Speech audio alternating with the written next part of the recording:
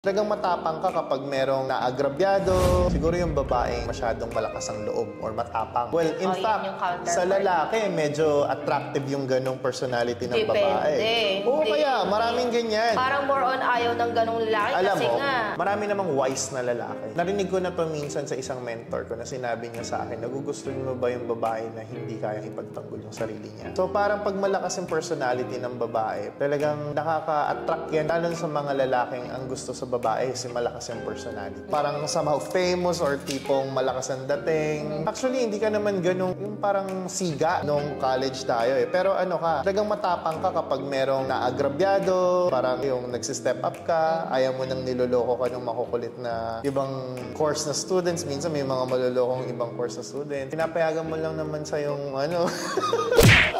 Napayagan mo lang sa'yo mambuli yung crush mo eh. Well, anyway, para kasi sa akin, attractive pa nga yung ganun pag malakas ang personality ng babae. Depende siguro kung paano ginagamit. Pero yung tipong galit, pag galit talaga, parang somehow it will caught my attention. Tapos, parang mako-curious ako, ba't kaya siya ganun? Pero hindi yung parang, ay, ayoko na dyan. Not unless parang mean siya. Meron namang galit na hindi mean. Yung mean na tipong nangaano ng ibang tao, o kaya namamahiya ng ibang tao. Iba na yung ganun. Pero yung galit lang for a certain reason, o kaya naman short-tempered, ibig sabihin, ang bilis niya magalit kahit na pwede naman hindi magalit. Hindi naman sa akin ganun agad yun. Parang, ano pa, mako-curious pa ako, ba't kaya ganun yung personality ng babae?